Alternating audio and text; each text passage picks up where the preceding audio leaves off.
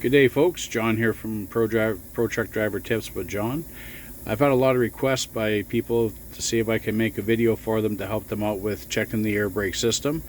So this video today, we're going to test and run through the air brake run up and fan down procedure for Alberta air brake program. So to start our procedure, we want to make sure that we're on flat ground and our wheels are chalked. If we look in the mirror here, we can see the wheels are chalked on the rear drive axle of the truck. Next, we want to make sure we're at cutout pressure to start our procedure. So if we look at our gauges here on the dash, we can see that primary and secondary are both at cutout pressure. Next thing I'm going to do is I'm going to push in my trailer air supply valve, make sure my key is in the on position, so I have power to the gauges. Then I'm going to reach over and push in my trailer air supply valve, the red button. Next step is to get out of the truck using 3 points of contact and disconnect the air lines to the trailer. Just bear with me here.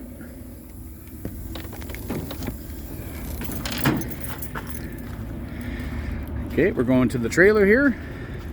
So we're going to disconnect the blue line. Doesn't matter which one you take off first. Blue is easier because it's farther away. Now when we take the red one off, we're going to have air come out of it. What we're doing here is we're simulating a breakaway of the connection between the truck and trailer with the air lines. So when I take the red line off, that's going to cause the trailer spring brakes to apply at the wheels. And we're going to test the operation of the tractor protection valve, which is that valve right there just to the right of the light cord. That's what the air lines connect to on the back of the truck. So you can see the air lines running to the trailer. All right, let's get started. So we set the air lines down. We come back into the truck. All right, so we're going to confirm two things are going to happen. We're going to confirm that the low air warning comes on by 60 psi, which is a visual and audible signal. And the red button should pop between 40 and 60 psi or greater.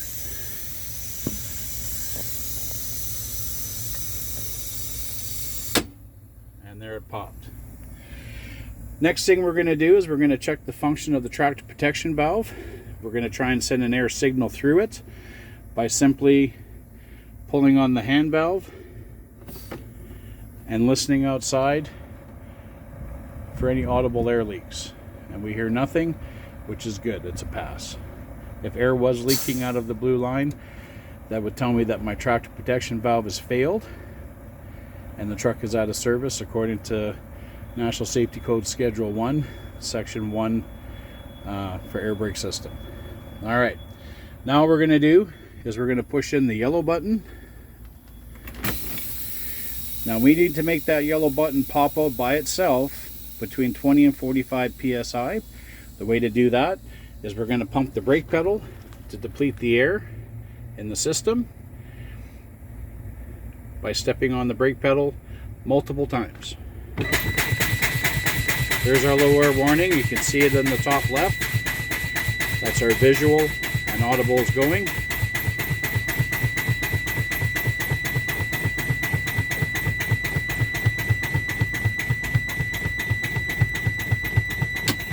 Okay, and that sound was the yellow button popping. So what we're going to do now is we're going to exit the vehicle and we're going to reconnect the air lines back up to the trailer.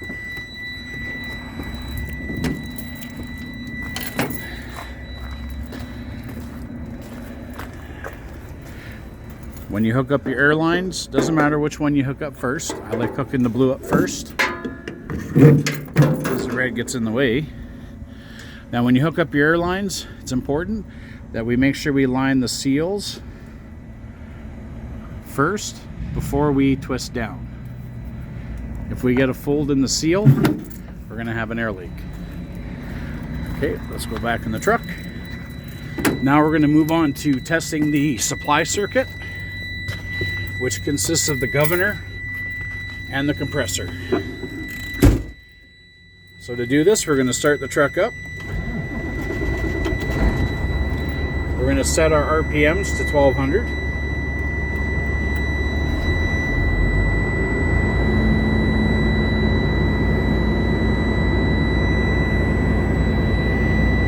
And then what we're going to do is we're going to watch the gauges.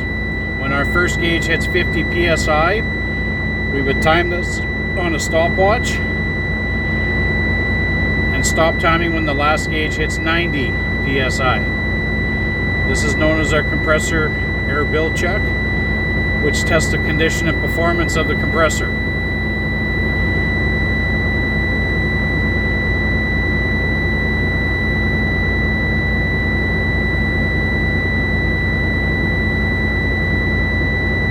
Okay, so secondary's at 50, I'd be timing now.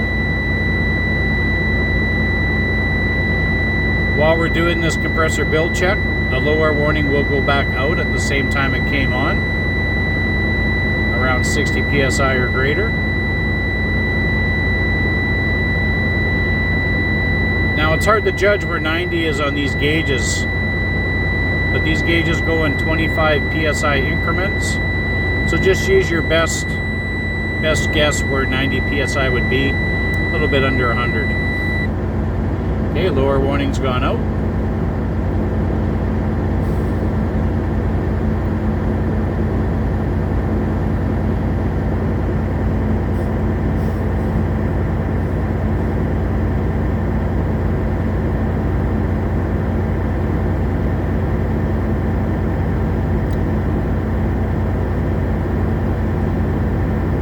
Okay, we're at 75.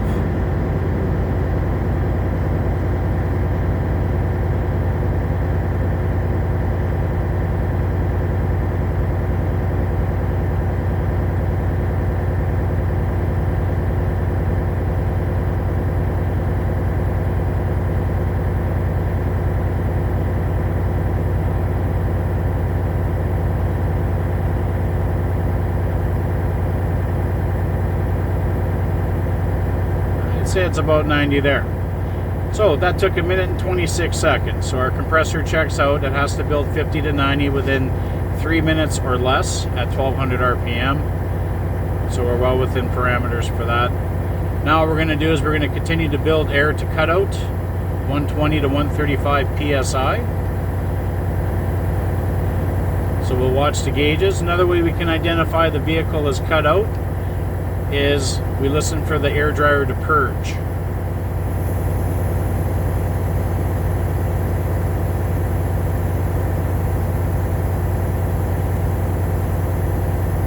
So if we listen, we might hear the dryer purge.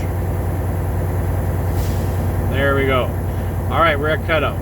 So our compressor checks out. Now what we're going to do is we're going to test the governor.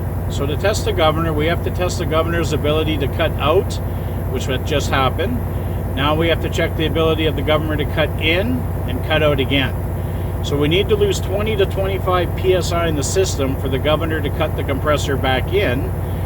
The fastest way to do that is we're going to push in both dash valves, yellow and red, but we're also going to confirm that our wheels are still chocked. So we push these in. Now if we look on the gauges, we'll see that the pressure will drop 20 to 25 psi. It'll stabilize briefly, and then if governor cut in has happened, the pressure should rebuild.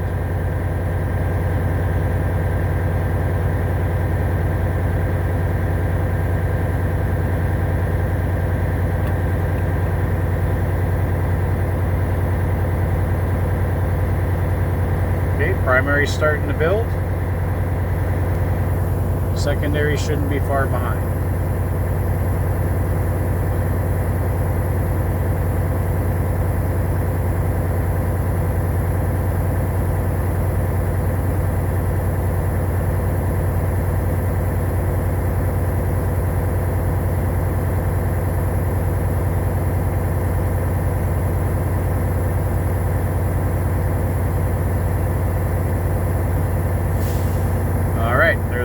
our purge, we're back to cutout. Next thing we're going to do is move on to what's known as an air system leak check. So to do this, we're going to idle the engine back down to spool the turbo down. We're going to turn the engine off, and the key goes back into the on position. Now, to do an air system leak check, what we're going to do is we're going to step on the brake nice and hard. The pressure is going to drop on the gauge.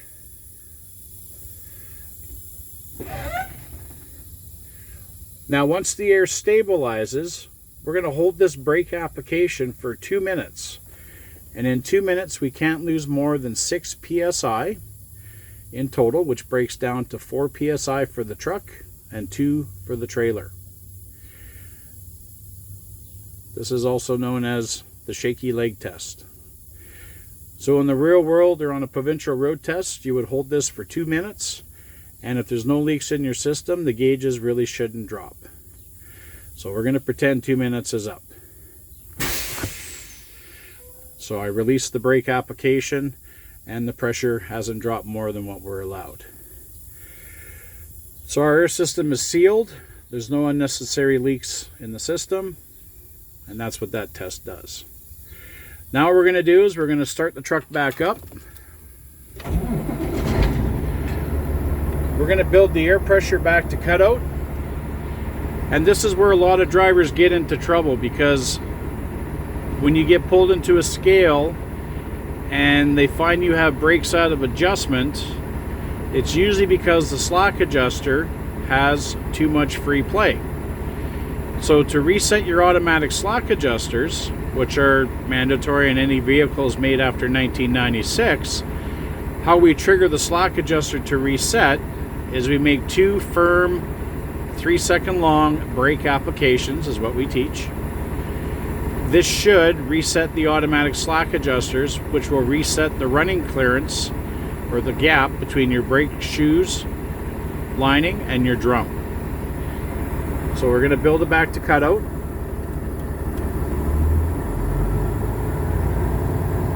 So these brake applications have to be 90 to 100 psi on the brake pedal, so nice and hard. And we have to have at least 100 pounds of pressure in the system for each one. Okay, there's our cutout. So here we go. I'm going to step on the brake really hard, hold for 3 seconds, and release. One more.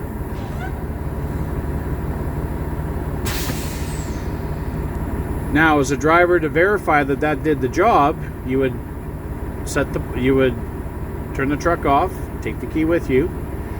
You would go underneath the truck and you would pull on each slack adjuster, and you're looking for an optimum 1/2 inch of push rod travel when you check with a pry bar.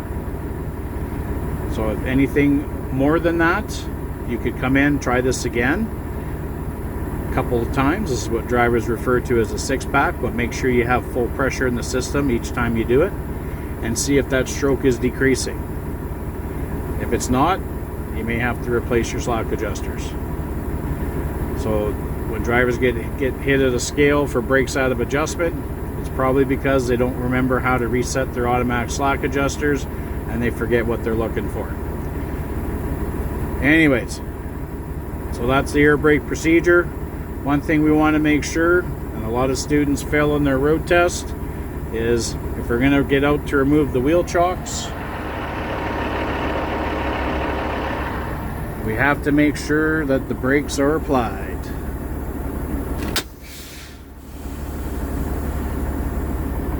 If you forget to do that and pull the truck's going to roll away. So I hope this helped you out. Hopefully this procedure will remind you and refresh your memory on what you need to do. If you liked it, give me a thumbs up, like, subscribe. If you like what I'm doing, let me know. Alright, thanks again, guys.